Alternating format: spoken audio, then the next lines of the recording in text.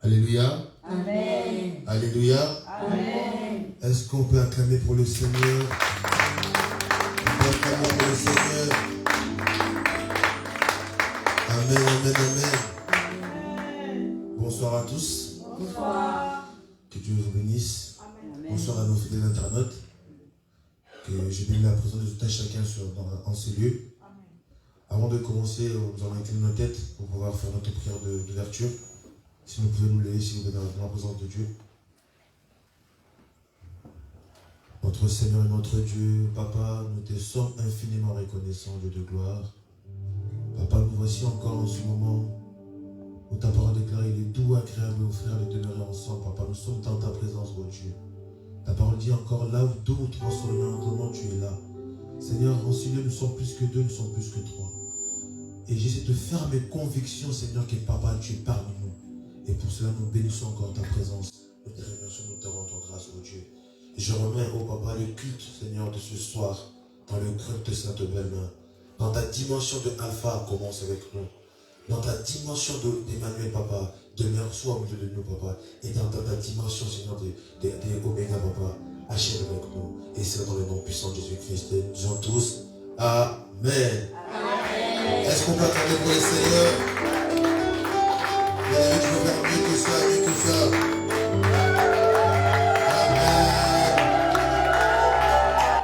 Yes, yes, yes, yes, yes.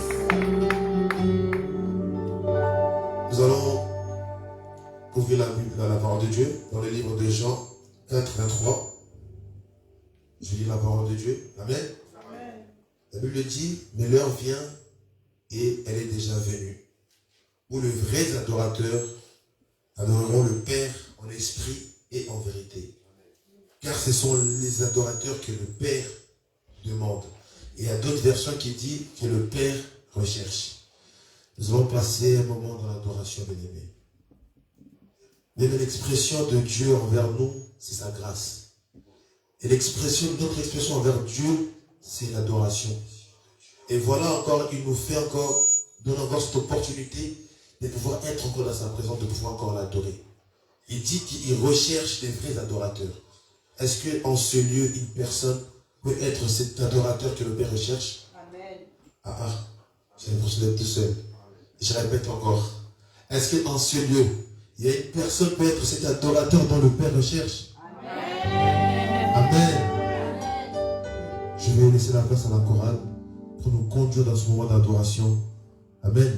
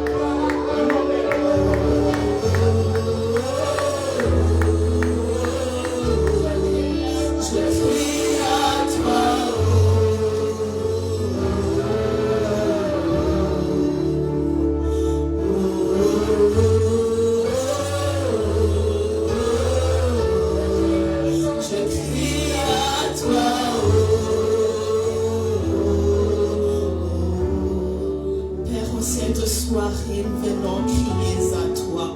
Nous venons crier à toi, au ressuscité du troisième jour. C'est lui qui a renouvelé encore ses bontés en cette journée. C'est lui qui nous a donné encore une grâce imméritée en cette journée. Nous venons crier au Créateur.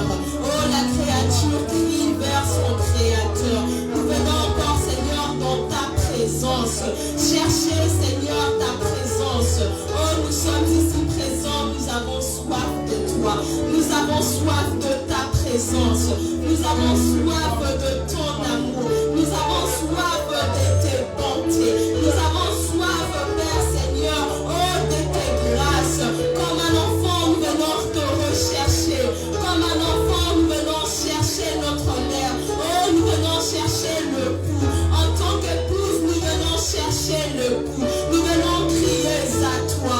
Nous venons crier à toi. D'un cœur sincère, nous disposons nos cœurs vers toi.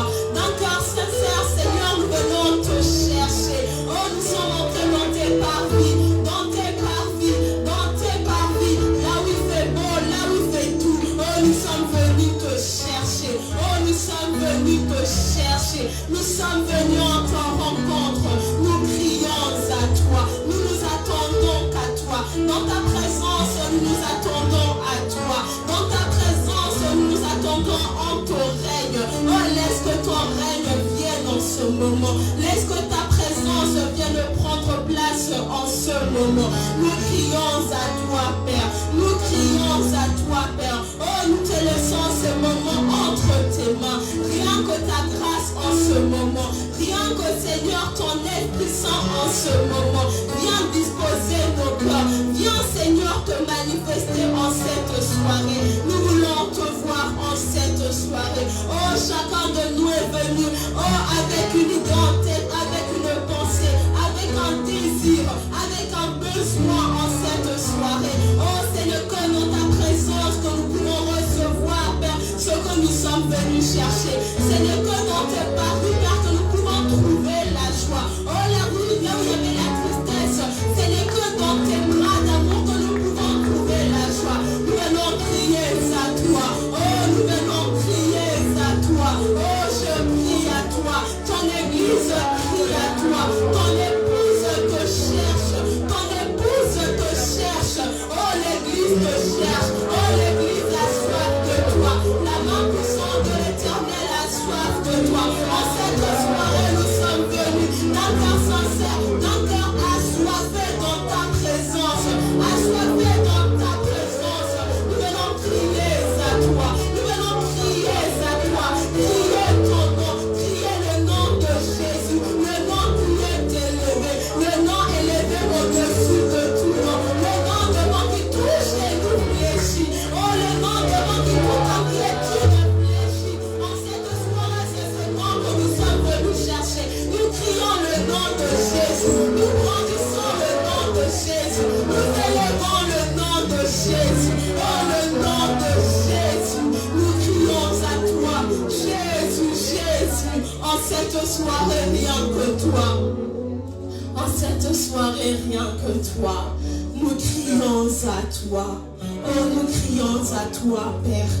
Oh, ton peuple venu en ta recherche. Ton peuple venu, Père Seigneur, te réclamer. Nous désirons ta présence. Nous désirons ta parole. Nous désirons, Père Seigneur, quelque chose de toi. Oh, nous sommes disposés à recevoir. Nous disposons nos cœurs à te recevoir.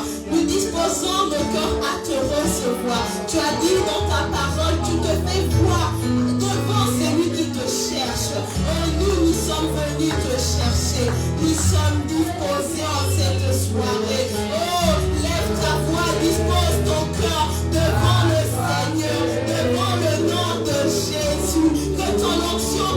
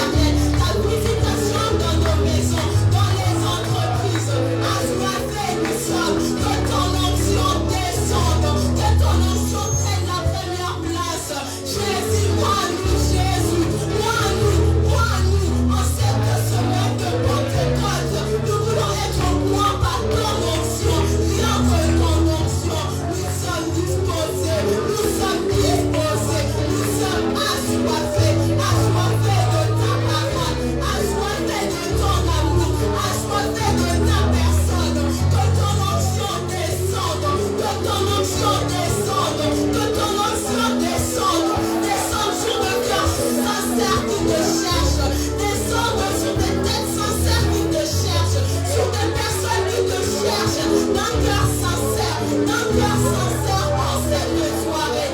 Assoiffés nous sommes, assoiffés nous sommes. Que ton onction descende sur nous, que ton onction descende sur nous. Nous sommes disposés, assoiffés Jésus. Que ton onction descende, que ton onction descende. Que ton onction descende en cette semaine de Pentecôte. Nous voulons que ton onction descende sur nous. Oh Père, ce culte est ce dernier culte de la semaine. Nous nous retrouverons les dimanches, Père, en cette soirée. Oins-nous déjà par ton onction. Nous ne nous attendrons pas, Seigneur, le dimanche de la Pentecôte pour avoir ta visitation. Nous sommes convaincus que tu peux nous visiter en cette soirée. Nous sommes convaincus que ton onction, Père, peut descendre sur quelqu'un en ce moment, peut descendre sur quelqu'un en ligne. Que ton onction descende sur nous, que ton onction descende sur nous. Oh Père, tu as dit dans ta parole, tu oins l'huile et notre coupe déborde. Nous voulons être débordés par ton onction. Nous voulons être débordés par ton onction. Que ton onction descende. Que ton onction descende. Que ton onction descende. Comme dans la chambre haute, Père, nous voulons être visités par ton Esprit Saint. Nous voulons être visités par ton Esprit Saint. Nous voulons être les premiers témoins de ton Esprit Saint. Nous voulons être les premiers témoins de ton onction. Que ton onction descende sur nous. Que ton onction descende sur nous. Que ton onction prenne la première place, Jésus. Que ton onction dans ton église. Que ton onction sur chacun d'entre nous. Que ton onction sur ceux qui nous suivent en ligne. Que ton onction, Père, sur ceux qui nous suivront lors de la rediffusion. Que ton onction descende sur nous. Ton peuple est assoiffé. Ton peuple est assoiffé. Ton peuple se dispose à recevoir quelque chose de toi. Oh Jésus, nous nous disposons à recevoir ta parole. Nous nous disposons comme des vases vides à être remplis par ta parole. Tu as dit dans ta parole que l'homme ne vivra pas de pain seulement. Oh, il ne vivra pas, Seigneur, de pain, de tout aliment. Oh, quelconque viande quelconque. Mais l'homme vivra de la parole.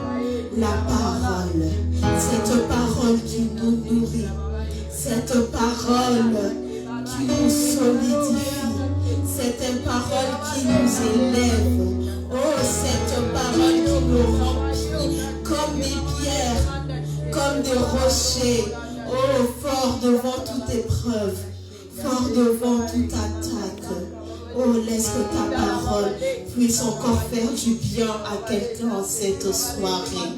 Laisse que cette parole puisse atteindre quelqu'un en cette soirée. Comme des terres fertiles, Père, nous voulons recevoir une moisson. Nous voulons recevoir, oh Père Seigneur Jésus, une graine. Nous voulons recevoir quelque chose de toi. Nous disposons nos cœurs, Seigneur, devant ta parole. Nous ramenons toute pensée captive à l'obéissance du Christ. Qu'il n'y ait que toi qui puisse régner en ce moment. Oh, en tant que serviteur, servante en ce lieu, Jésus, je me dispose à toi. Qu'il n'y ait plus que moi, mais il n'y ait que toi. Qu'il n'y ait que toi qui puisse parler au travers de ma bouche. Laisse que ce moment, Père, puisse bénir quelqu'un et puisse me bénir également. Oh Jésus, je m'efface pour que toi, tu t'élèves. Élève-toi en cette soirée. Bénis-nous par ta parole. Bénis-nous par tes prescriptions. Au nom puissant de Jésus-Christ, nous avons ainsi prié. Amen. Amen. Amen.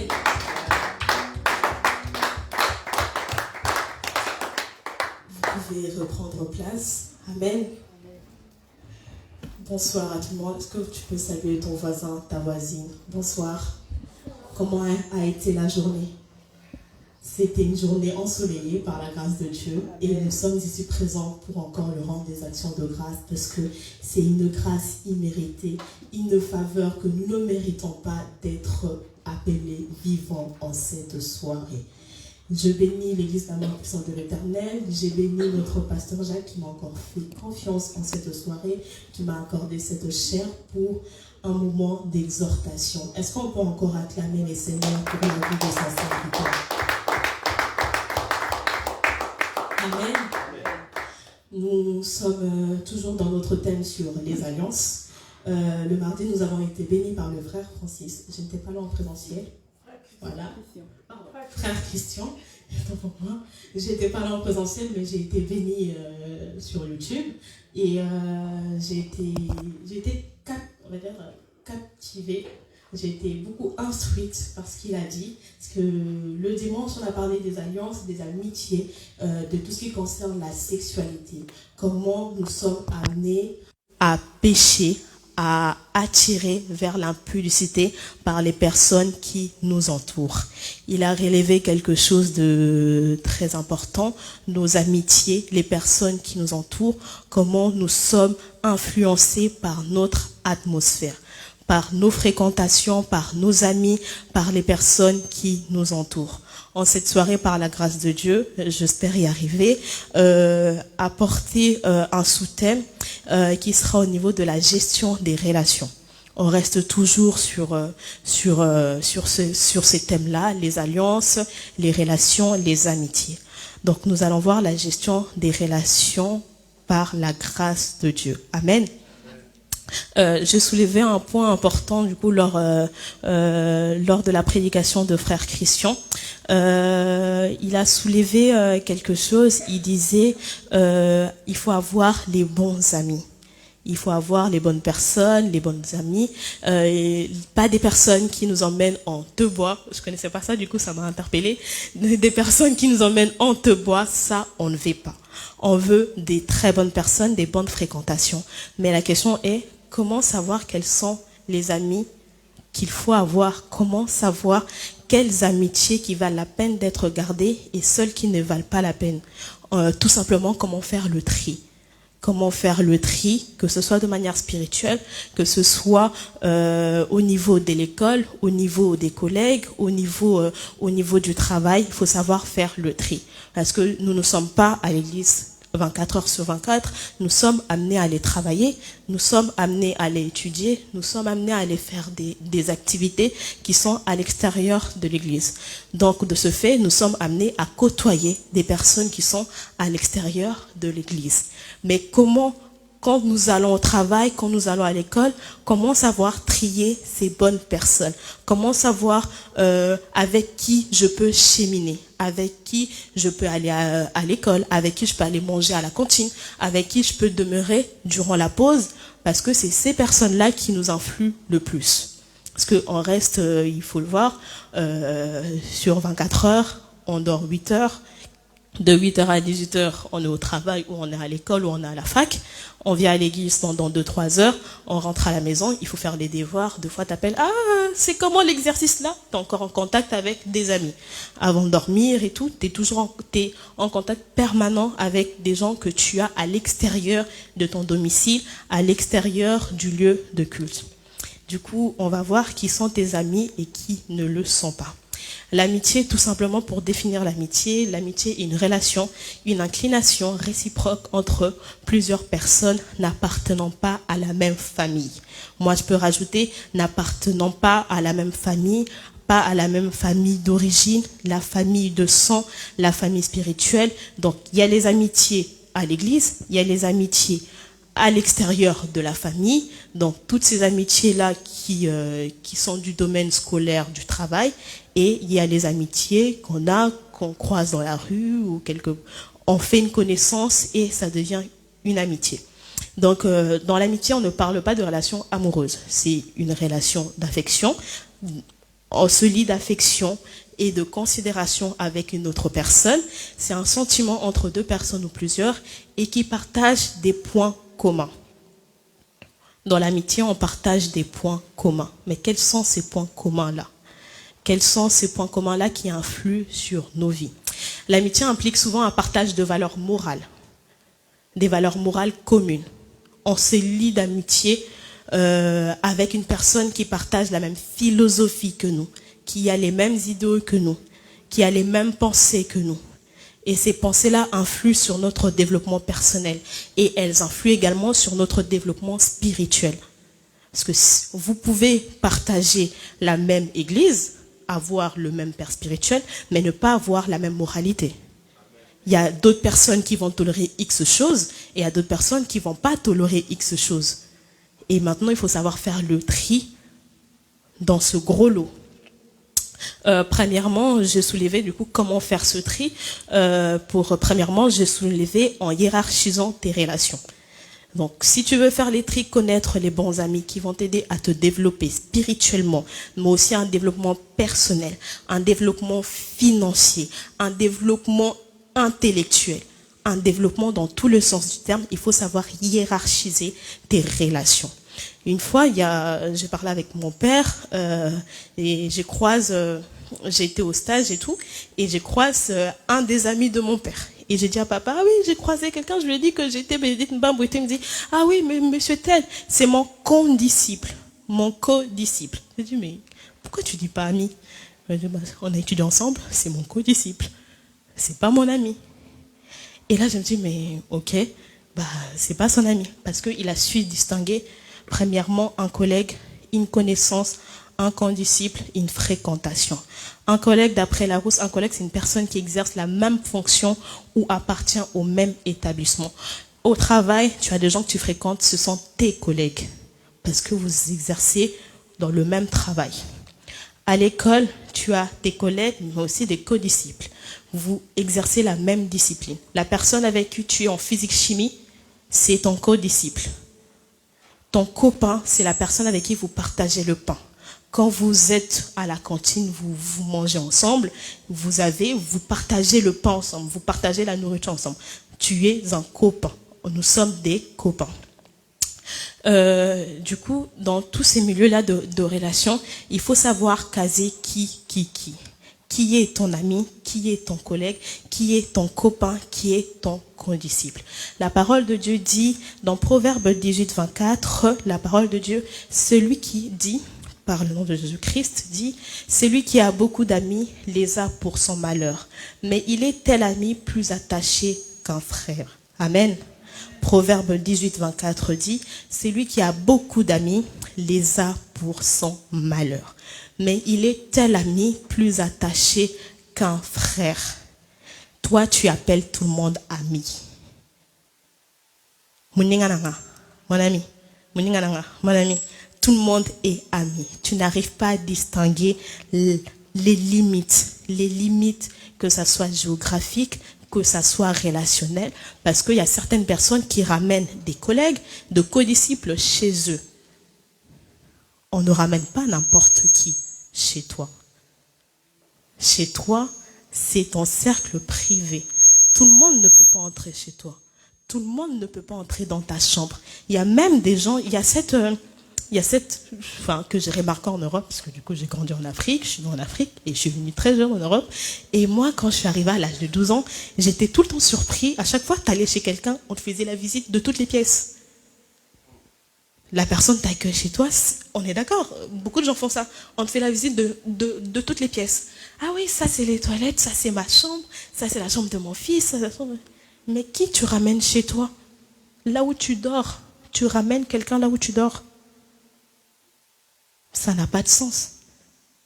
Celui qui a beaucoup d'amis les a pour son malheur. À partir du moment où tu sais distinguer qui est ton ami, qui n'est pas ton ami, qui est ton collègue, qui n'est pas ton collègue, tu auras cette maturité, cette sagesse de savoir qui faire entrer dans ton cercle privé. Parce que si tu fais entrer tout le monde dans ton cercle privé, ne sois pas surpris d'avoir énormément d'attaques et de ne pas connaître la source. Parce que tu as des attaques qui viennent et qui reviennent, mais tu ne sais pas d'où vient la source. Parce que tu as énormément de personnes qui t'entourent. On t'entoure de partout. Comment connaîtras-tu qui t'attaque réellement? Amen. Et toujours sur Proverbe 18, 24, celui qui a beaucoup d'amis les a pour son malheur. Il y a son malheur. Tu as beaucoup d'amis, il n'y a pas de souci, mais tu les as pour ton malheur. L'effet de les avoir autant, en grand nombre, contribue à ton malheur. Le malheur arrive quand tu en as de trop, beaucoup. Ebélé en lingala, ça fait trop. Il y en a beaucoup trop et cela contribue à ton malheur. Le malheur peut venir d'une source de désorganisation relationnelle. Tu es désorganisé relationnellement. Désordre. Il y en a des trop. Il y en a de trop. Donc, il faut savoir limiter tes fréquentations, limiter tes collègues. Ta collègue de classe avec qui tu partages des devoirs, avec qui vous faites des devoirs à la médiathèque, la relation peut s'arrêter tout simplement à la médiathèque. Ton collègue avec qui tu partages le café à la pause, la relation peut s'arrêter au travail. Quand l'heure du travail est finie, chacun met son badge, chacun retourne chez soi. Si vous voulez partager un after work, une autre culture également, un after work après le travail, ça se passe en dehors des maisons de tout un chacun. Parce qu'on a souvent tendance, si on voit même la relation de manière inversée, toi tu vas chez une personne. Donc toi, tu as des amis, mais tu es aussi l'ami des amis. C'est une relation à double sens. Donc, toi aussi, tu vas, si eux peuvent venir chez toi, c'est que toi aussi, tu mets les pieds là-bas. Tu mettras les pieds là où il ne faut pas mettre les pieds. La Bible dit, là où fleura la plante de tes pieds, c'est lui te sera donné en possession. Ça, c'est très positif. Mais là où fleura la plante de tes pieds dans un lieu qui n'était pas donné en possession, aura des répercussions sur ta vie. Amen. Aura des répercussions sur ta vie. Parce que tu es aussi l'ami de quelqu'un. Donc, tu es amené à aller voir les autres. Tu es amené à les côtoyer des autres. Parce que ce sont tes amis. Donc, il faut savoir et savoir limiter géographiquement, que ça soit au niveau des paroles, limiter avec qui tu peux aborder tel sujet. Un collègue de classe, un collègue de travail n'a pas besoin de connaître tous tes problèmes. Tes problèmes familiaux ne le concernent pas. Donc, il faut qu'on ait une organisation relationnelle. Parce que si tu es l'ami de tout le monde, finalement, tu es l'ami de personne. Parce que tu es l'ami de tout le monde. Donc, tu es l'ami de qui, finalement? Tu es l'ami de tout le monde, tu es l'ami de personne. Et un autre point, dans la Bible, toujours, Proverbe 17, je lis par le nom de Jésus-Christ, la Bible dit, l'ami aime en tout temps. Et dans le malheur, il se montre un frère. On est toujours dans la hiérarchisation des relations. Donc, tu as fait le tri, tu sais qui est ton condisciple, tu sais qui est ton copain, tu sais qui est ton collègue ou ta collègue, tu sais qui est ton ami. Mais après, tu dois voir si les personnes que tu as triées dans le tri, parce qu'il y a toujours le tri du tri. Tu tries une première pioche, tu tries une deuxième pioche, après, jusqu'à ce que tu verras que ton cercle va se restreindre. Donc, dans ton deuxième tri, où tu sais que vraiment, eux, ce sont tes amis, tu vas essayer de voir qui t'aime. L'ami aime en tout temps. En tout temps. C'est-à-dire que dans le bonheur, il est là. Dans le malheur, il est là. Dans la maladie, il est là. Dans la joie, il est là. Il est là en tout temps. Et dans le malheur, plus précisément, il se montre un frère. Le propre même de l'amitié, dans la définition, on a vu que c'est de l'affection réciproque. Un amour réciproque. C'est une relation réciproque. Aujourd'hui, on a souvent ces amitiés, pas double sens, un seul sens. Il y a pas de vecteur. C'est toi qui appelles. C'est toi qui recherches. C'est toi qui essaies d'aller voir l'autre. Mais il n'y a pas cette réciprocité. S'il n'y a pas cette réciprocité, c'est que c'est pas l'ami dont parle la Bible. C'est pas cet ami-là qui aime en tout temps. Donc réellement, du coup, ce n'est pas ton ami. Quelqu'un qui ne t'aime pas ne te voudra pas du bien.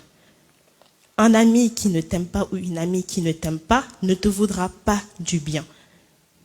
Il y a une fois, ma mère, elle a dit, vous êtes des amis quand vous souffrez. Dès que tu commences à monter là, ça devient difficile. Toi, maintenant, tu as l'impression que c'est toi qui dois tirer.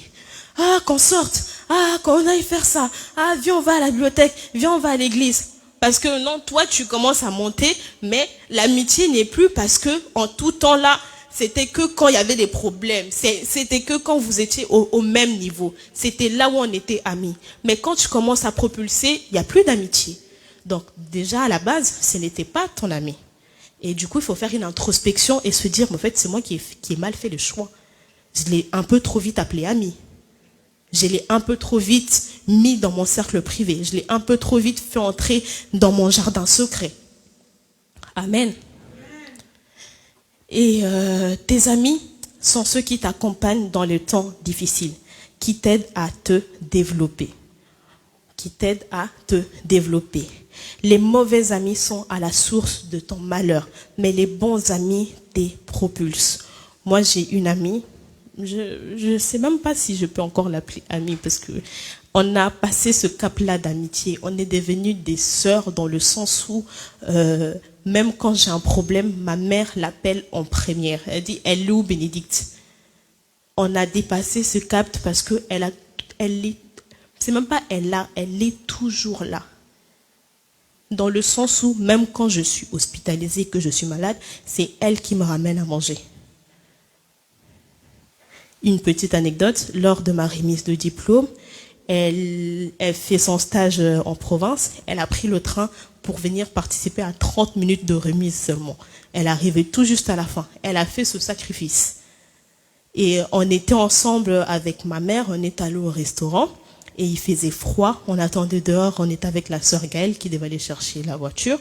Et il faisait tellement froid et j'étais la seule à ne pas avoir une écharpe, à ne pas avoir un manteau. Et ma mère, elle en avait une et tout. Et en un peu de temps, elle dit, ah Bénédicte, tiens mon écharpe. On rentre à la maison, ma mère, elle me dit, mais tu sais que elle, c'est ta sœur. On était tous là, la seule qui s'est levée pour te donner son écharpe, c'est elle. Dans le temps de malheur, elle s'est montrée une sœur. As-tu quelqu'un que tu peux dire en ce soir, c'est une sœur? Ou quelqu'un de ta famille peut reconnaître que Aïcha, Agnès, Margot, c'est ta sœur? As-tu cette personne-là où, s'il y a un problème, on sait que c'est cette personne que l'on doit appeler? Si on commence à tâtonner, non, benganani, qui vais-je appeler? C'est que tu n'as pas vraiment une amie. Tu n'as pas vraiment cette relation étroite. Amen. Cette relation étroite où la personne te conseille dans le sens où même où tu es dans le mal, même si vous êtes en dispute, elle te dit que non, là tu es dans le mauvais. Amen. Les mauvaises compagnies corrompent les bonnes mœurs. Les mauvaises compagnies corrompent les bonnes mœurs. La Bible dit les mauvaises compagnies corrompent les bonnes mœurs, mais les bonnes compagnies propulsent. Les bonnes compagnies propulsent. Dans le sens où, parce que les mauvaises compagnies qui corrompent les bonnes mœurs, c'est que tu avais déjà des bonnes mœurs. Donc la mauvaise compagnie vient comme un ver détruire la pomme, comme un champignon détruire un fruit. Un fruit qui était beau, brillant, qui était mûr. Mais la bonne compagnie va venir tirer du jus qui est dans ce fruit pour apporter quelque chose de nouveau, apporter quelque chose qui a encore plus de valeur. As-tu cet ami qui te dit, ah, on va à la bibliothèque? As-tu cet ami qui te dit, hey, il est 9h, pourquoi tu n'es pas encore là à l'église? As-tu cet ami qui te dit, non, demain il y a examen, il ne faut pas sortir, il faut réviser?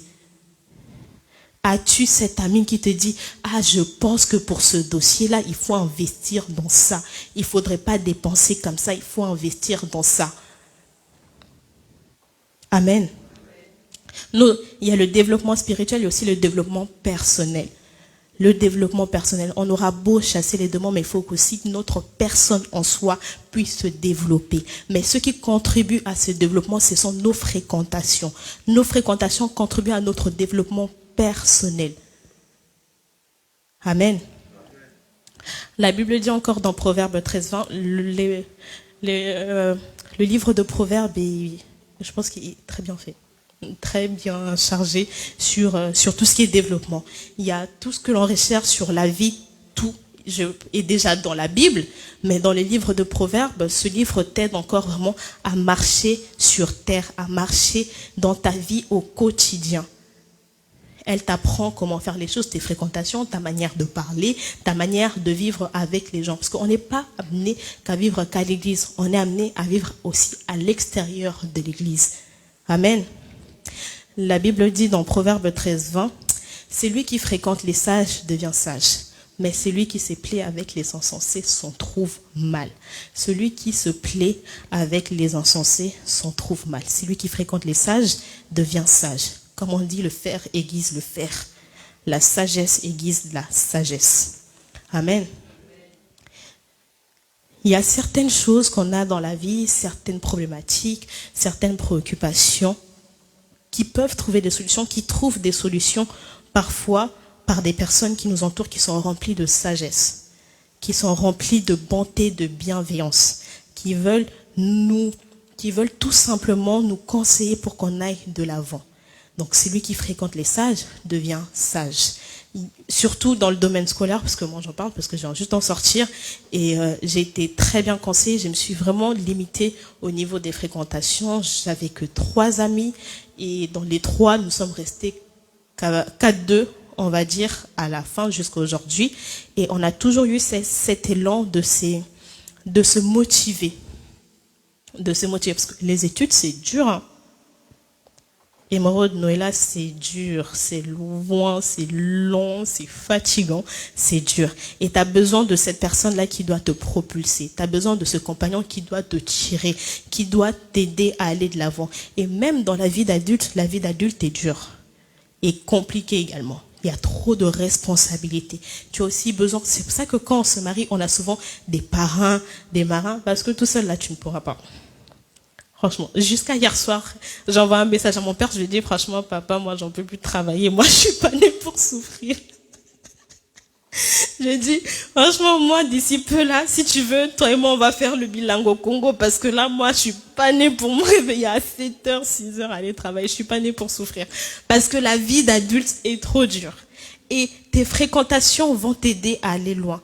On est arrivé à un stade où le monde va vite. Le temps va vite. On parle de crypto-monnaie, on parle d'investissement, on parle des NFT, on parle de développement personnel, on parle des finances, on parle d'investissement, on parle de plein de choses. Et tu as besoin des conseillers, tu as besoin de gens qui se connaissent, mais même qui ne se connaissent pas, mais qui veulent ton bien.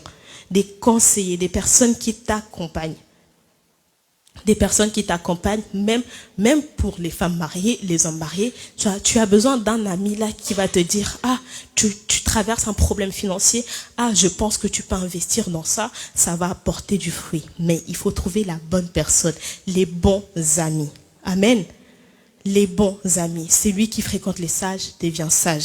Il y a certaines notions que nous ne maîtrisons pas, hein. Il n'y a que Dieu qui maîtrise toutes les notions de la vie. Il y a des notions que nous ne maîtrisons pas. Moi, j'ai été toujours nulle en finance. Je déteste la finance. Je déteste la finance. Mais pour valider, pour passer, il fallait au moins avoir la moyenne en finance. Et en ce moment-là, il fallait écouter un sage, il fallait écouter un ami. Il fallait aussi avoir cette humilité d'aller chercher chez un ami. Parce que souvent, on se dit, ah, cet ami ne m'aide pas et tout ça. Mais est-ce que tu as cette humilité de faire cette introspection et de se dire que cette personne peut m'aider, cette personne peut m'apporter quelque chose? Amen. Surtout, nous les jeunes, nous qui sommes encore à la fac, sortis, mais qui sommes encore dans ce domaine-là, as-tu cette humilité de dire, ah, est-ce qu'on peut aller à la bibliothèque pour que tu m'expliques ça? Celui qui fréquente les stages reste avec les sages. Souvent aujourd'hui, on a cette tendance à se dire, ah, j'aime pas les maths et tout, tu fais pas tes devoirs de maths, t'es nul en maths, tu te dis tu es nul en maths. Mais est-ce que tout autour de toi, tes amis là, il y en a pas un seul qui peut t'aider en maths? Entoure-toi des personnes qui ont un plus à rajouter. La science dit, nous sommes la somme des 5 personnes qui nous entourent au quotidien. Moi, tel que je suis la somme de 5 personnes qui m'entourent au quotidien. Mais ces personnes-là, cette somme-là, ils m'ont donné quelque chose de vie en moi. Que ça soit au niveau de mes pensées, que ça soit au niveau de ma personne, de mon éducation, de ma spiritualité. Ces 5 personnes m'ont apporté quelque chose.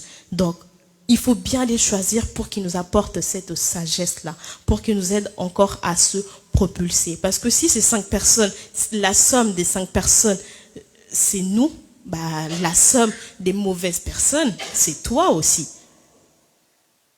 La somme des mauvaises personnes, c'est toi. La somme des personnes qui médisent, la somme des personnes qui sont maquerelles, la somme des personnes qui sont hypocrites, la somme des personnes qui n'aiment pas l'école, la somme des personnes qui ne respectent pas les parents, c'est toi. Tu es la somme des personnes qui t'entourent. Amen. Amen. On dit encore souvent qui s'assemble se ressemble. Qui s'assemble se ressemble. C'est ça que le frère Christian disait, nos paroles, on a souvent tendance à dire des paroles, mais on ne connaît pas vraiment les vrais poids des choses que l'on dit. Les vrais poids des choses que l'on dit. Très souvent on dit qui s'assemble se ressemble. Mais qui s'assemble se ressemble. Qui demeure ensemble se ressemble. Qui vit ensemble se ressemble. Souvent on dit, quand il y a des jeunes mariés, Bokokani, hein, vous vous ressemblez à des jeunes mariés. Parce qu'ils se sont assemblés et finalement ils se sont ressemblés. Mais ça va de même dans l'amitié. Tu t'assembles, tu ressembles. Je ne sais pas si vous avez déjà remarqué, mais si tu as une amie ou un ami qui a un nouveau mot dans son vocabulaire, toi aussi tu vas commencer à le dire. Moi, mon nouveau mot, c'est dynamique en ce moment. Dynamique. Parce que l'une de mes amies n'arrête pas de parler de choses dynamiques. Parce qu'elle est en chimie. Je ne sais pas quel truc qu'elle a fait. Elle dit tout le temps dynamique. Et là, tout ce que je veux dire, j'essaie de mettre dynamique à l'intérieur. Parce que je me suis assemblée avec quelqu'un et je commence à ressembler à cette personne. Là, quand tu te vois dans le miroir, tu ressembles à qui? Tu ressembles à qui? Quand tu parles, tu ressembles à qui? Les jeunes, quand tu dis « wesh, mon frère », tu ressembles à qui? Et frère, tu ressembles à qui? À qui t'es-tu assemblé pour ressembler à cela? Qui as-tu fréquenté pour ressembler à cela? Amen. Tu ressembles à qui? Quand est-ce que tu auras des gens qui vont t'amener loin? Quand est-ce que tu vas chercher à te propulser? Quand est-ce que tu vas t'entourer des serviteurs, de servantes de Dieu qui demeurent 2-3 heures dans la prière pour leur ressembler?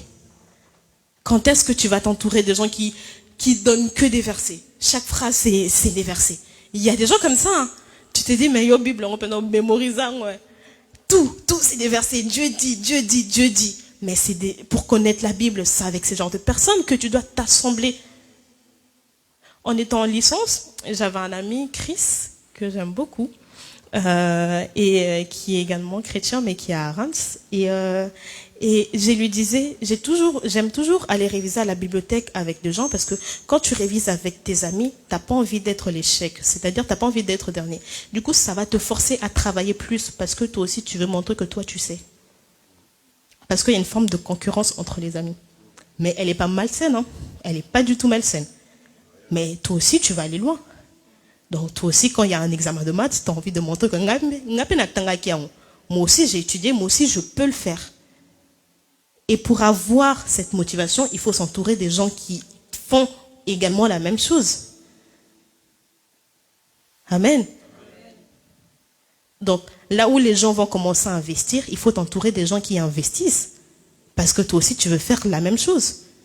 Là où les gens vont aller à la prière, il faut t'entourer des gens qui vont à la prière parce que toi aussi, tu vas faire la même chose. Tu ne voudras pas être la dernière du groupe, la dernière de l'équipe. Tu ne voudras pas que quand Dr Alain viendra dire « Oui, Dieu a dit ça dans quel verset ?» Toi aussi, tu voudras dire le verset. Amen. Toi aussi, tu voudras dire. Quand je dis, quand il a dit, au niveau de Dieu est 3 fois saint. On était tous KO là.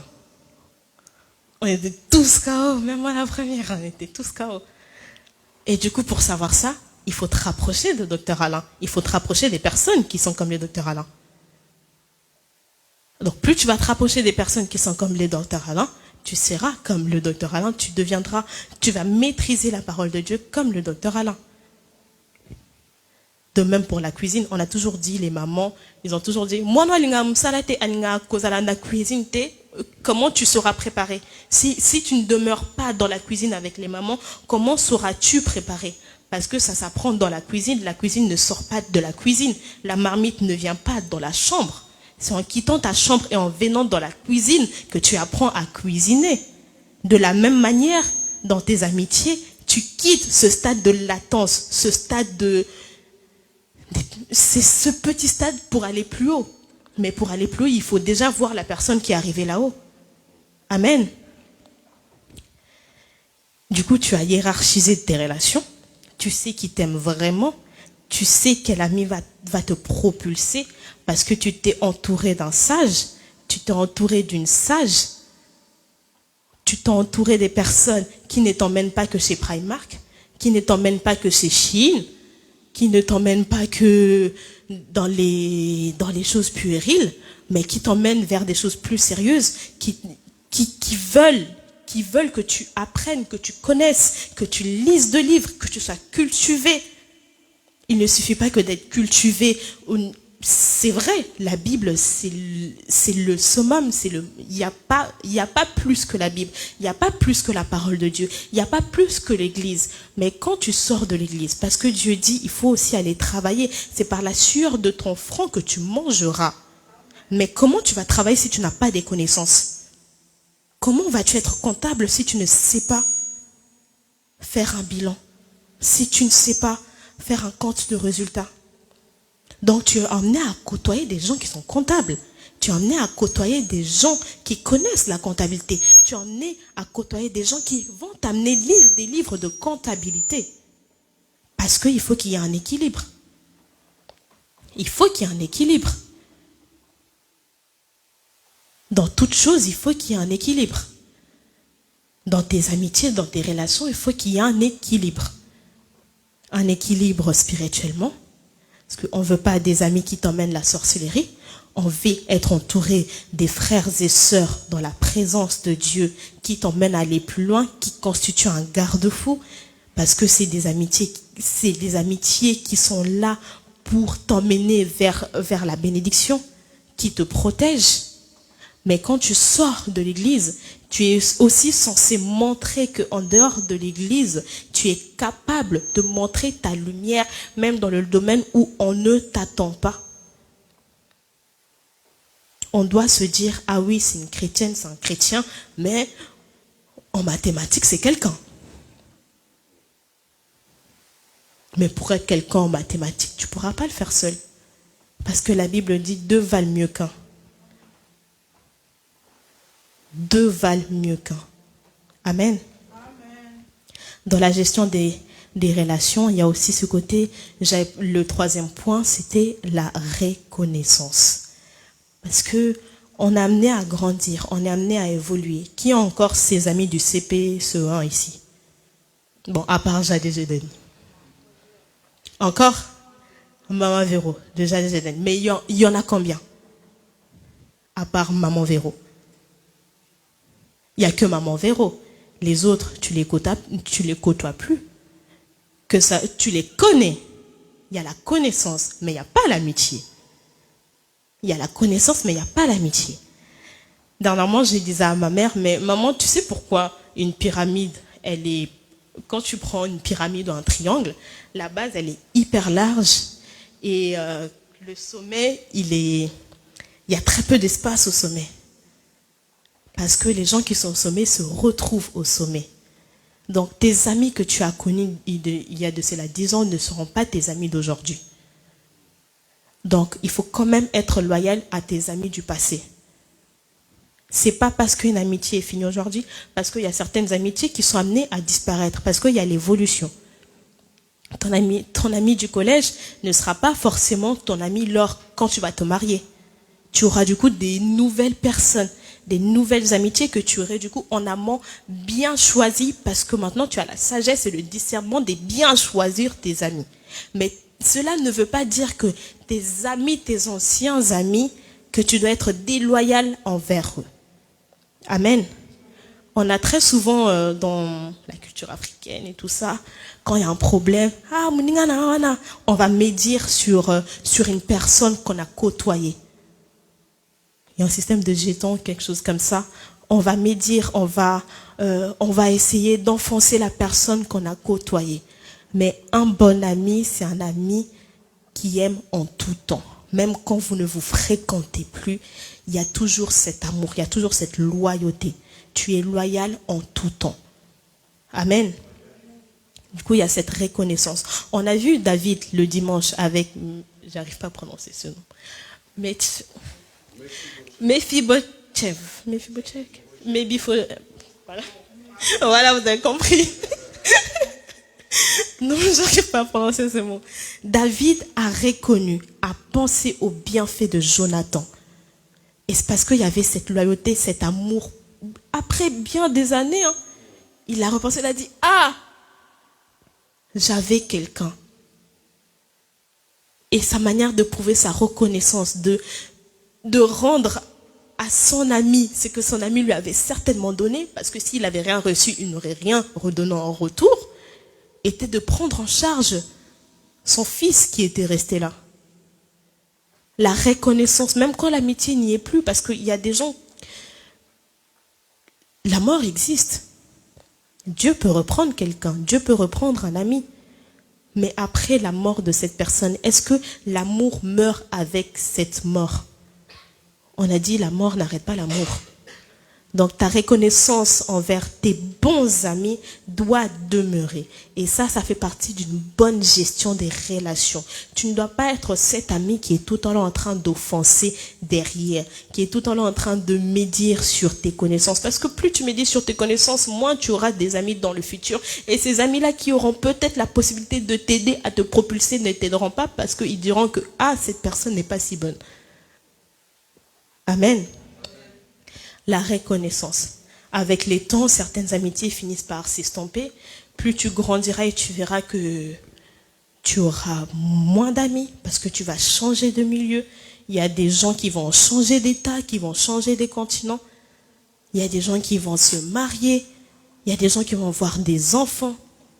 Il y a des gens qui vont aller peut-être ailleurs, dans un autre pays. Et tu auras des nouvelles fréquentations. Mais du coup, tes anciennes fréquentations est encore plus que la fidélité. Parce que la fidélité s'estompe. La fidélité, c'est un cadre. Mais la loyauté, c'est même de reconnaître qu'à l'extérieur du cadre, qu'il y avait cette personne-là. Quelqu'un de loyal est supérieur à quelqu'un qui est fidèle. Un ami reste loyal. Et c'est pour ça que dans les livres de Proverbes, que j'aime bien, par la grâce de Dieu, qui dit encore Proverbe 16, 28, je lis au nom de Dieu, l'homme pervers excite des querelles et les rapporteurs divisent les amis. Les rapporteurs divisent les amis. Proverbe 17, 9, Dieu dit encore, celui qui couvre une faute cherche l'amour et celui qui la rappelle dans ses discours divise les amis. Et tu l'as à rappeler les erreurs des autres. Et tu l'as à chercher à dire, celle-ci, elle avait fait ça. Celle-ci, elle avait fait ça. Et tu l'as pour rapporter des choses d'un oreille à un autre. Reste dans le droit chemin, sois loyal. Même si un ami t'a fait du mal, en retour, tu n'es pas censé lui redonner du mal. On ne rend pas le mal par le mal. On ne rend pas le mal par le mal. Amen. Un très bon ami dans la Bible, c'est également Job. C'est également David. Job, quand il a eu ce malheur qui l'a frappé à cause de Satan, il a eu des amis qui sont venus les visiter. Mais ses amis l'ont quand même mal conseillé. Il en avait 4.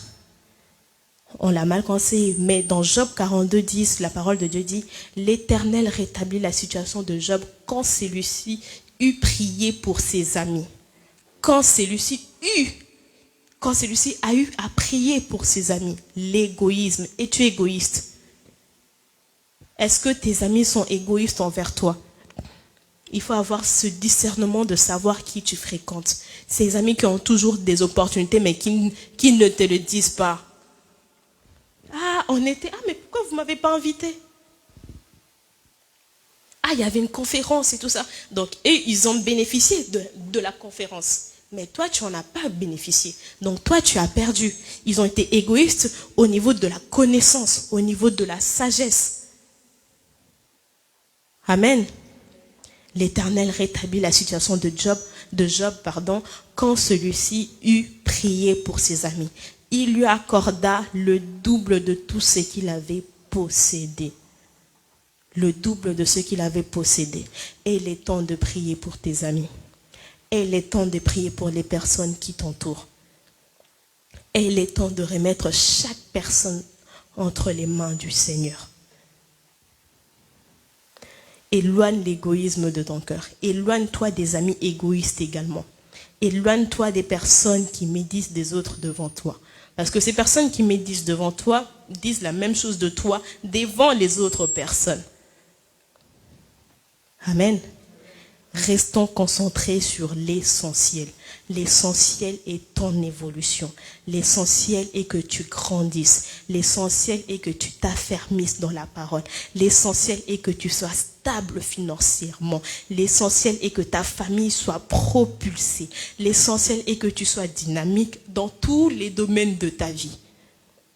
Que tu puisses aller loin. Mais pour y arriver, il faut avoir une sagesse dans tes fréquentations. Une sagesse dans tes amis. On a dit, c'est les amis qui emmènent dans les deux bois, c'est les amis qui emmènent à la chicha, mais trouve ces amis-là qui t'emmènent dans des grandes choses, qui veulent te voir investir, qui vont te dire, ah, là, tu as un CDI, là, c'est bon, je pense que tu peux économiser ou investir, chercher un apport pour essayer d'acheter, d'avoir un bien. Ne t'achète pas encore une voiture. Une voiture, ça perd de la valeur dès que ça sort de chez le concessionnaire. Investis parce que la pierre se max chaque année se valorise. Là où la voiture s'amortit, la pierre produit. Et des amis qui te disent ça. Et des amis qui sont ancrés dans les livres, qui n'aiment. C'est bien, il faut avoir le temps. Il y a le temps pour toutes choses. Il y a le temps de se distraire, il y a le temps de réfléchir, il y a le temps de travailler, de manger. Mais toi, c'est toujours la distraction. Amen. Toi, c'est toujours la distraction. Quand est-ce que tu vas aller à la bibliothèque? Quand est-ce que tu vas travailler? Quand est-ce que tu vas apprendre à faire un business plan? Tu veux devenir entrepreneur? Parce qu'aujourd'hui, il y a cette vague d'entrepreneurs. Mais les entrepreneurs, ils travaillent. L'entrepreneuriat, c'est encore plus difficile que le salariat. L'entrepreneuriat, je travaille dans le domaine. J'en connais une qui a même divorcé. Qui a divorcé à cause de l'entrepreneuriat. C'est quand même peut-être qu'on va me retrouver la raison. Elle a divorcé. Aujourd'hui, divorcée, mère de 2 enfants parce qu'elle s'est mise dans l'entrepreneuriat. C'est pas facile, mais il faut avoir des bons amis qui vont te dire il faut savoir concilier les choses, il faut savoir hiérarchiser les choses. Il y a la vie maritale, il y a la vie d'un entrepreneur, il faut faire ci, il faut faire ça. Pourquoi nous avons des conseillers ici, des conseillers bancaires, des conseillers au niveau des mairies? Parce que nous avons besoin des conseils pour aller loin. Même Macron lui-même, il a beaucoup de conseillers. Toutes les décisions qui sont prises par Macron, qui sortent de la bouche de Macron, ne viennent pas que de lui. Ton cercle privé, qui t'entoure? Qui t'entoure? Amen. Et il faut aussi savoir que toi aussi, tu es l'ami de quelqu'un. Es-tu un bon ami pour tes amis? Es-tu cette personne qui conseille? Es-tu cette personne qui considère? Es-tu cette personne qui aime? Parce que tu auras beau pointer les doigts, tu dis mais ça. Est-ce que toi tu as ce moment où tu fais de l'introspection sur toi-même? Peut-être que tu es une pierre d'achoppement pour les autres. C'est juste que tu ne t'en rends pas compte. Et l'habitude de faire le bilan de tes fréquentations, de tes amis, de ta vie au fil des années. Amen. Je vais clôturer par ce passage. Dans Jean 15, versets 12 à 17, la parole de Dieu dit, c'est ici mon commandement. Aimez-vous les uns les autres comme je vous ai aimé. Jean 15, versets 12 à 17. Je lis par le nom de Jésus-Christ. C'est ici mon commandement. Aimez-vous les uns les autres comme je vous ai aimé. Il n'y a pas de plus grand amour que de donner sa vie pour ses amis. Vous êtes mes amis. Là, c'est Jésus qui parle. Si vous faites ce que je vous commande.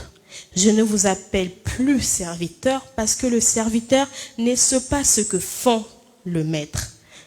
Mais je vous ai appelé amis, parce que je vous ai fait connaître tout ce que j'ai appris de mon Père.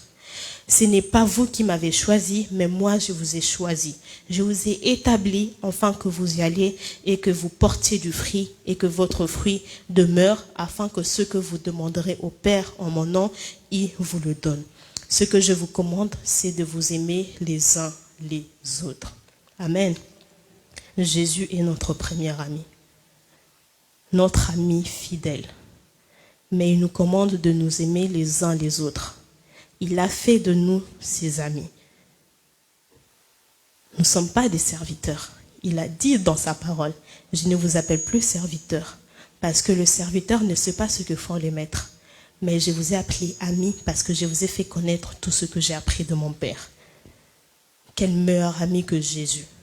Ton meilleur des meilleurs, c'est Jésus. Ton meilleur ami, c'est Jésus. Mais Jésus te conseille déjà, même dans l'amitié avec Jésus, Jésus te conseille. Il te dit, je vous commande, c'est de vous aimer les uns et les autres. Aime ton ami, aime ton frère, aime les gens qui t'entourent. Mais mets Jésus en premier lieu. Mets Jésus en première place. Mets Jésus devant toutes choses. Mets Jésus dans tes fréquentations. Aie l'habitude de dire, Seigneur, je te recommande mes amis. Je te recommande toute personne qui m'entoure. Aie l'habitude de dire, Père, mets devant moi des bonnes personnes. Mets devant moi des personnes qui vont m'aider à aller loin. Mets devant moi des personnes qui vont m'accompagner. Des amis fidèles. Sous cette atmosphère, je te demande d'incliner ta tête et de prier, de recommander ta vie entre les mains de Jésus, de lui dire, Père, je viens d'apprendre ce que tu as dit, je viens d'écouter ta parole.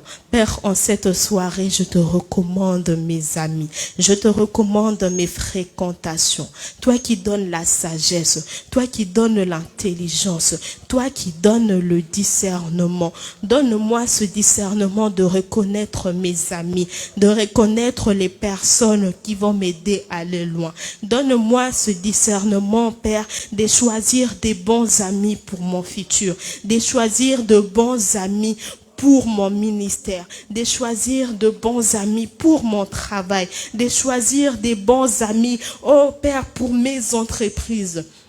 De choisir des bons amis au niveau de mon travail, au niveau de l'école.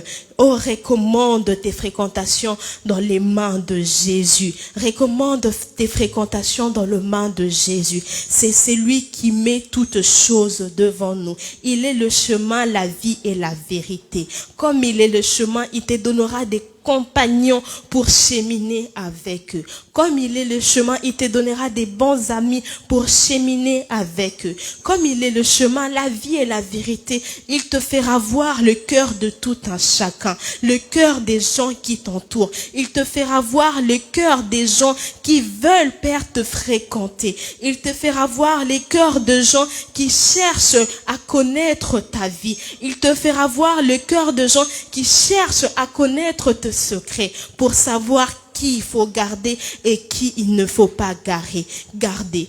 Il te donnera la meilleure gestion des relations. Oh Père, nous te rendons grâce parce que tu nous as donné ta parole. Cette parole nous a aidés. Cette parole n'est pas tombée sur une terre infertile.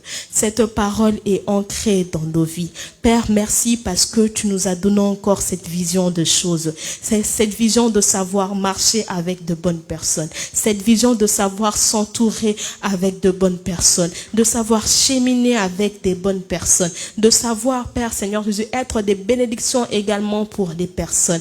Je recommande la vie de chaque personne ici présente. Laisse que les fréquentations de chaque personne ici présente soient des fréquentations qui vont les propulser, soient des fréquentations qui vont leur donner la sagesse, soit des fréquentations qui vont leur donner, Père, la force d'aller loin, la force d'investir, la force de travailler, la force de demeurer dans ta présence.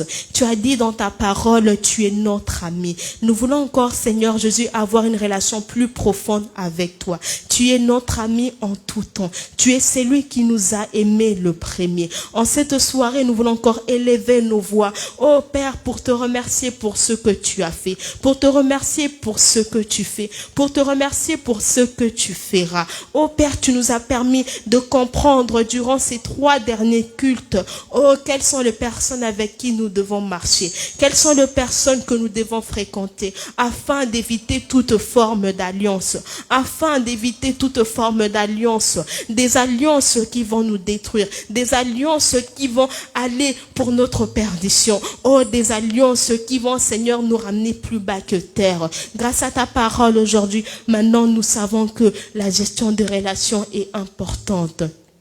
Nous savons que les alliances, Père Seigneur, ont une répercussion sur nos vies. Les amitiés ont une répercussion sur nos vies. Aujourd'hui, nous faisons ce vœu, Père Seigneur, de chercher le discernement en chaque personne qui va nous côtoyer. De chercher ta vie et ta parole en chaque personne qui va nous côtoyer. Chercher des personnes qui sont remplies d'amour. Chercher des personnes qui sont remplies de sagesse.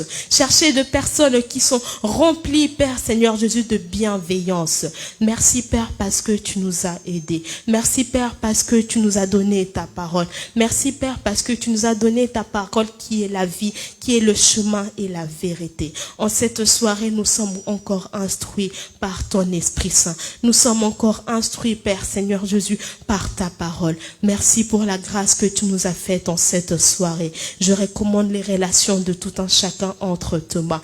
Que les relations présentes et futures soient des relations qui vont nous propulser comme des flèches.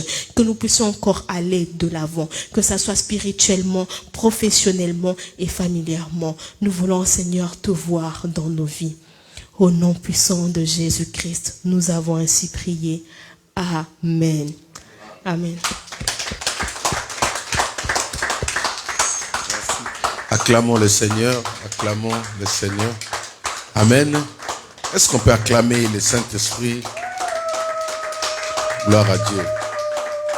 Amen. Je n'ai pas de commentaires à faire. C'était tellement instructif, comme on dit. C'était tellement profond.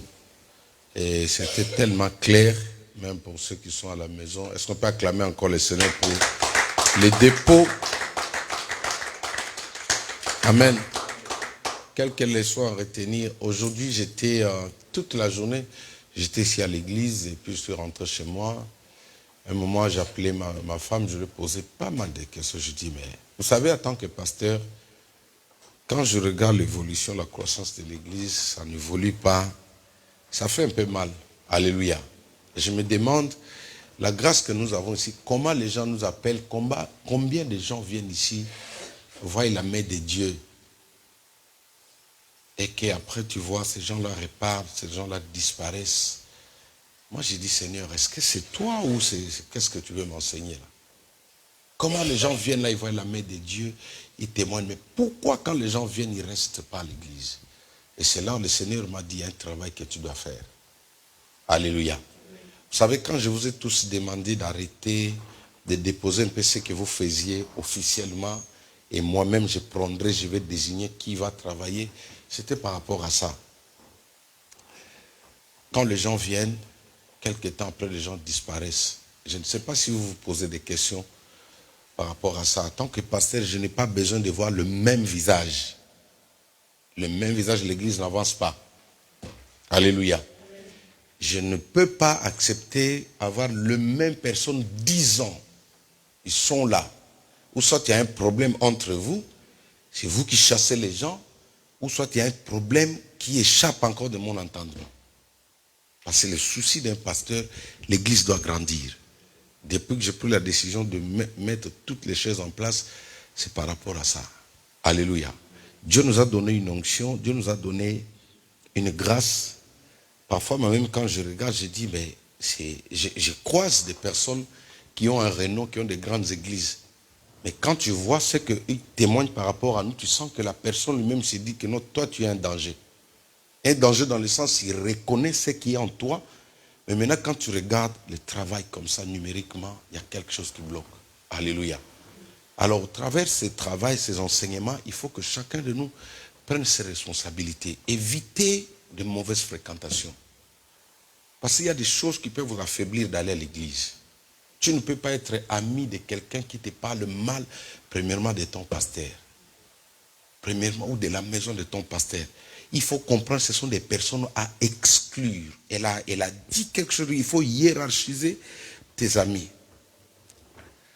L'église qui m'a fait venir ici en Europe, parce que je suis arrivé ici, c'est une église qui m'a fait venir. Je suis venu pour servir Dieu.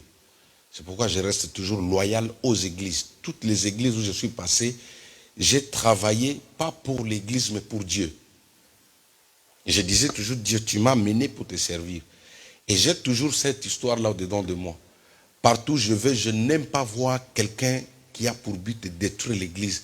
Je me suis séparé avec les bonnes personnes de ma vie.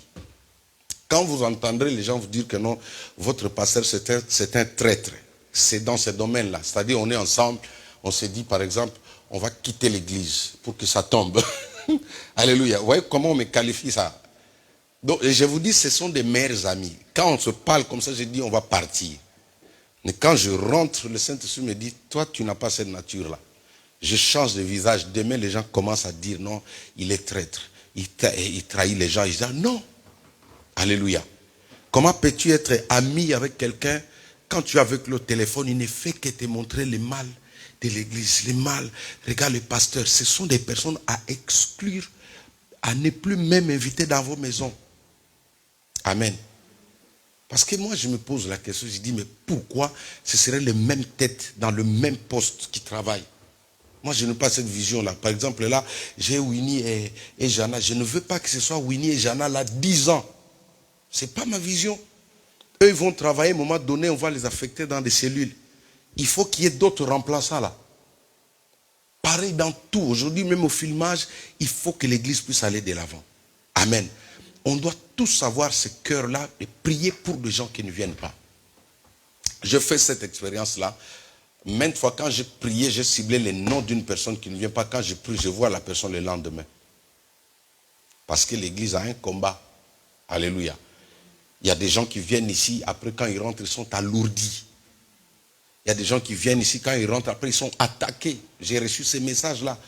Il y a des familles qui sont parties là, ils m'ont dit, pasteur, quand je suis rentré chez moi, j'étais fortement attaqué. Ça dit, il y a des forces ici. Il y a des personnes qui viennent pour combattre. Mais de ton côté, quand tu vois des combats comme ça, ne te laisse pas faire. Alléluia. Parce que l'église, c'est un héritage. Il faut lutter pour la posséder. Quand ta bénédiction est ici, le diable ne voudra pas que tu restes là. Il va chercher de voies et moyens. Il va trouver des raisons, va chercher à te montrer, mais non, regarde, c'est désordonné. Regardez comment on fait ça. Comment le pasteur ne dit pas. Non, le pasteur, c'est le pasteur, c'est comme ça. Alléluia. Donc, avec de tels enseignements, je me dis aujourd'hui, les amitiés, il faut faire très attention avec les amitiés, maman fille. Il faut faire très attention. Moi, j'ai moins d'amis. J'ai déjà hiérarchisé. Comment hiérarchiser? Voilà. Mon ami, c'est d'abord ma femme. Alléluia. Tous les autres, je regarde. J'analyse, je prends le temps. Parce qu'il y a des personnes qui attendent notre chute. Il y a des personnes qui attendent ma chute. La grâce que j'ai, parce que le Seigneur me montre tout. Même il y a des fois, l'Esprit de Dieu m'amène dans certaines maisons. Je vois comment les gens sont en train de parler. Si tu vois ça dans 2 Rois chapitre 6, tu vas voir que l'esprit d'Élisée était amené à assister aux réunions des Syriens. Comment ils complotaient pour attaquer Israël. Son esprit était là. Il a tout entendu. Et il est parti dire aux enfants d'Israël, ils vont venir par là, vous allez créer une embuscade. Et c'est comme ça que les Syriens de leur côté là-bas, ils ont dit qu'il y a des infiltrés. Le roi dit, il y a quelqu'un qui nous trahit ici. L'un des généraux dit, non. Il y a un prophète là-bas, au milieu d'eux. Il connaît tout, il voit tout. Alléluia. Il y a des fois, le Seigneur me fait grâce. Je connais toutes les personnes qui parlent mal, qui méditent le mal. Je les connais tous. Mais ma prière en tant que pasteur, c'est que l'on change, qu'on devienne des personnes qui luttent pour faire avancer l'œuvre du Seigneur. Amen. On n'est pas là pour chercher, non, il faut que ce soit moi, il faut que quand les autres travaillent, tu as mal au cœur, quand l'autre me fait, non. On doit avoir des personnes, des nouveaux venus, on doit avoir toute tendance confondue. C'est pourquoi il faut faire très attention. Alléluia. Quand vous avez cette sémence-là, si je tombe sur toi, tu t'assois. Alléluia. Et si ça fait mal, la porte sera grandement ouverte. On se dit bonjour, comme le pasteur Castano disait chez lui. Mieux vaut se dire bonjour en cours de route que venir combattre les gens ici. Alléluia. Donc, ce message-là, c'est très, très important. Je crois que là, j'ai parlé comme étant le pasteur. C'est pourquoi j'ai dit, à partir de ce samedi, on doit prier pour réclamer toutes les personnes que Dieu a envoyées ici. Amen. On doit réclamer. Il n'y a pas question, il n'y a pas d'autre sujet. Le premier département où je vais mettre un accent, ce serait l'intercession. Tout le monde serait dans l'intercession. J'ai fait une analyse aujourd'hui. J'ai commencé à regarder tout autour de vous. Pendant cette année, qui a amené 2 personnes? Qui a amené une personne? C'est un travail. Il faut que chacun de nous puisse se voir. La plupart des gens qui viennent là, ils viennent quand ils voient le pasteur, ils suivent les enseignements, c'est le Saint-Esprit qui les touche. Moi, je peux vous prouver plus de 15 personnes qui sont venues. Mais quand tu regardes après, ces gens-là ne sont pas là. C'est là où j'ai dit non, il y a un combat dans l'église. Alléluia. Il y a un combat. Comment la personne se précipite pour venir là, mais dès qu'il arrive, ça, c'est comme si on le met à la porte.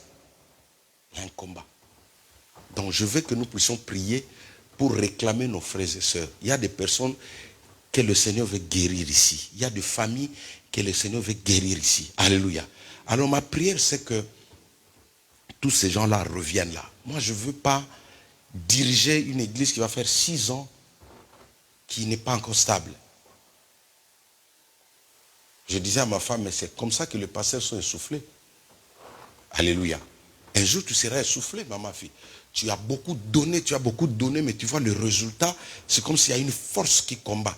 Et vous êtes tous ciblés. Pourquoi? Parce qu'au-dedans de vous, vous sentez des fois de l'amertume, certaines fatigues, tu sens, mais c'est un combat qui est là. De ton côté aussi, tu dois te lever. Quand quelqu'un veut t'influencer dans le mal, tu lui dis non, je ne suis pas avec toi. Alléluia. Moi, j'ai opté pour que mes amis m'abandonnent, mais que je reste avec le Christ. Alléluia. Aujourd'hui, eux tous sont là, mes amis sur Facebook. Je n'ai plus peur de qui que ce soit. Même mes amis qui viennent là, ils disent non, meilleurs amis d'enfance, ils savent. Et tous ils savent que non, lui, en ce qui concerne les choses de Dieu, il n'y a pas de négociation. Dès que tu essayes de tourner comme ça, on se sépare. Parce que le salut est individuel. Tu ne peux pas être dans l'église, quelqu'un te dit de ne pas venir, mais lui, il vient à l'église. Toi, tu n'es pas à l'église. Je connais mieux l'église. Alléluia. Je connais mieux l'église. Ne suivez pas parce que je parle de cheveux. Je connais mieux. Je connais la politique de l'église. Je sais ce qui fait fuir les gens. Je sais quel genre de campagne d'intoxication. Je sais et je connais les genres de personnes qui les font. J'ai de l'expérience. J'ai le discernement. Amen. Je vous en prie de prier. Parce que celui qui, regardez, dans le livre des Actes des Apôtres, je crois, chapitre 10 ou chapitre 6, la Bible dit, Paul était en cours de route pour aller tuer les chrétiens, pour aller détruire l'église. Jésus lui est apparu. Il a dit, pourquoi me persécutes-tu? Regarde, lui, il va pour aller détruire, tuer les chrétiens. Mais le Seigneur lui apparaît comme un soleil, comme ça, il le frappe d'aveuglement. Il y a une voix qui résonne dedans, il dit, pourquoi me persécutes-tu? Je dis, mais non, attends, on est en train de détruire l'église. L'église, là, c'est le corps d'un homme. L'église, la tête, c'est Jésus. Vous voyez le corps, l'assemblée, là, c'est les bras, c'est les pieds, c'est la main de Jésus. La tête est au ciel, mais le corps de Jésus est sur terre. C'est toi et moi. On forme le corps de Jésus. Maintenant, celui qui se dresse contre l'église, il ne peut pas aller loin. Alléluia. Amen. Je suivi un sataniste aujourd'hui, il a dit, le diable était en face de lui, il lui dit, toi, tu veux m'échapper, tu veux aller dénoncer tout ce que je t'ai montré, tout ça, tu vas voir. Et soudainement, il y a la croix qui est sortie là, cette croix que moi j'ai vue aussi quand j'étais mort. La croix là est sortie, il y avait du feu, il dit, le diable a été réduit comme une souris, sans pouvoir. Il ne pouvait pas bouger, la croix de Jésus était là. C'est là où ce sorcier a compris, il dit, bon, mais tu étais géant. Alléluia. Comment seulement une croix en feu comme ça, ça l'a réduit, ça l'a miniaturisé, il ne pouvait pas parler. C'est là où il a compris qu'il y a un Dieu supérieur à Satan. Tous les envoyés du diable dans les églises, ils ne resteront jamais impunis. Dieu va frapper. Alléluia. Donc je tiens à vous à ce que chacun puisse combattre, puisse lutter pour que nous puissions retrouver nos frères et sœurs. Alléluia. Comme je dis toujours, il n'y a pas des endroits réservés à une seule personne. C'est pourquoi d'ailleurs je dis ce que vous allez faire les jours à venir, ce ne serait pas ce que vous allez demander. C'est le pasteur qui va te dire, si je te dis au protocole, tu te mets, si tu refuses, tu t'assois. Si tu refuses, tu vas en face ou bien Dieu va envoyer d'autres personnes. Parce que les gens viendront toujours. On doit casser cet orgueil-là. Alléluia. Donc voilà un peu ce que j'ai dit. Je l'ai dit à tant que pasteur parce que moi quand je vois comme ça, c'est bien, mais mon cœur n'est pas content. Pourquoi les gens ne viennent pas? On paye le loyer, pourquoi les gens ne viennent pas? C'est une question. Il y a un travail qu'on doit faire. Alors chacun de nous, tu connais quelqu'un à l'église, commence à prier pour la personne, commence à rappeler la personne, commence à l'interpeller, appelle la personne, comme la prière que je fais pour ma fille qui était venue ici. Son mari, l'homme qui l'a doté, est parti. Il a disparu. Je lui ai dit, est-ce que tu l'aimes? Elle a hésité, je lui ai dit, dis-moi si tu l'aimes, je vais le rappeler. Alléluia. C'était comme de la magie. Je dis, est-ce que tu l'aimes? Je dis, mais tu es doté? Elle me dit, oui. Tu l'aimes? Je dis, oui, papa. Je dis, ok, d'accord, donne-moi ta main. Pose ta main ici. Il s'appelle comment?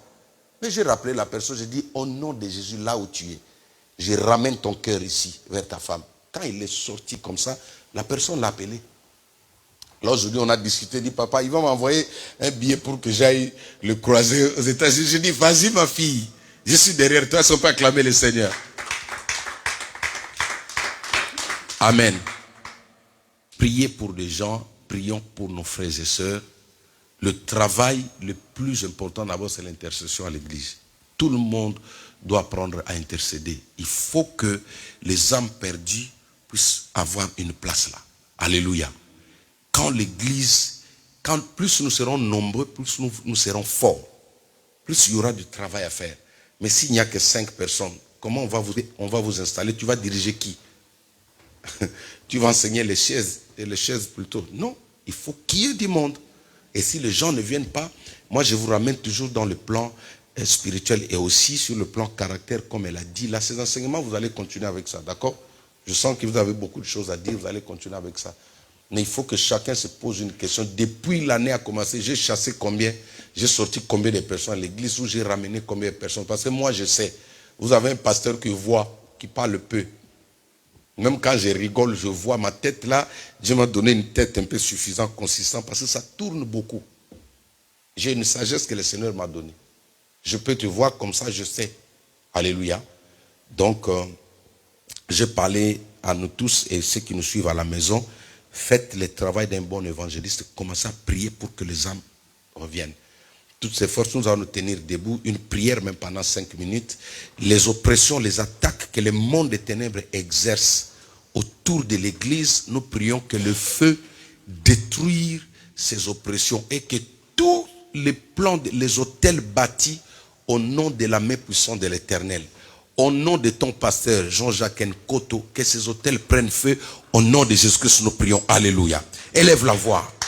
Élève la voix, commence à prier. Commence à prier au nom de Jésus-Christ. Seigneur, nous prions maintenant contre les hôtels qui se lèvent contre ce travail. Nous prions maintenant contre les forces du mal qui se lèvent contre ce travail, Père. Nous renversons, nous détruisons. La parole de Dieu déclare: je bâtirai mon église sur laquelle les portes de séjour des morts ne prévaudront point contre elle. Alors toutes les portes de séjour des morts ouvertes contre l'église, toutes les portes de séjour des morts ouvertes, Père, pour sécher, pour combattre, pour alourdir, Père, pour influencer en mal, Père, que ces portes-là soient fermées. Que ces portes-là soient fermées, Père. Nous prenons l'autorité maintenant, au nom puissant de Jésus-Christ. Au nom puissant de Jésus-Christ, que cet endroit, Père, soit ton palais où les gens viennent pour te croiser, pour te rencontrer. Au nom puissant de Jésus-Christ, au nom puissant de Jésus-Christ, qu'aucun mal n'atteigne tes enfants dans cette église. Qu'aucun mal n'atteigne tes enfants à l'église. Qu'aucun mal n'atteigne tes enfants. Au nom puissant de Jésus-Christ. Le Seigneur me met une parole. Sépare-toi des personnes qui t'affaiblissent contre l'église. Sépare-toi. Je ne sais pas cette parole si ça concerne qui, mais je sens ça colle dans mon cœur. Sépare-toi. La séparation est permise dans la Bible. C'est la division qui n'est pas de Dieu. On peut se séparer, tu restes à gauche, moi à droite. Ne sois pas l'esclave de quelqu'un pour te commander, pour faire de toi la proie du diable. Alors toutes les mauvaises relations que le diable a mis à tes côtés, commence à les détruire maintenant. Dégage-toi, sépare-toi de ces liens-là. Parce que ça va t'éloigner de Dieu. Tu deviendras faible. Tu deviendras la proie facile de l'ennemi. Père, toute mauvaise relation à ma personne, Père, je me sépare. Si ce sont des liens, si ce sont des vœux, si ce sont des alliances que j'ai tissées, Père, aujourd'hui je me sépare, je renonce à ça. Je renonce à ça. Je renonce à ça. Au nom de Jésus-Christ de Nazareth. Au nom de Jésus-Christ de Nazareth. Au nom de Jésus-Christ de Nazareth. Toute alliance, Père, qui a pour but objectif de me faire reculer, de m'éloigner de toi, Seigneur. Je me sépare, je brise ces alliances. Je renonce à mes paroles. Je renonce à mes vœux. Je renonce à ces alliances, Père. Au nom puissant de Jésus-Christ. Nous prions maintenant pour tous nos frères et sœurs. Ceux qui sont affaiblis, ceux qui sont à la maison, ceux qui ont perdu les ailes. Ceux dont le diable a fait de leur proie. Il les a alourdis. Même les dimanches, ils oublient qu'il y a culte. Nous allons réclamer leur présence ici. Au nom de Jésus-Christ, nous prions. Alléluia. Père, je réclame tous mes enfants. Je réclame tout ce que tu as mis, Seigneur, sous mon onction, Père. Je le réclame. Qu'ils soient enfermés sous l'eau, qu'ils sortent de là. Qu'ils soient enterrés dans le cimetière, qu'ils sortent de là. Qu'ils soient enfermés dans le forêt, qu'ils sortent de là. J'envoie le feu de Dieu. J'envoie le feu de Dieu contre tous ceux qui travaillent pour la destruction. Tous ceux qui travaillent pour sécher. Tous ceux qui travaillent nuit et jour, Père, pour affaiblir la foi, pour voler la foi, pour faire reculer tes enfants, Père.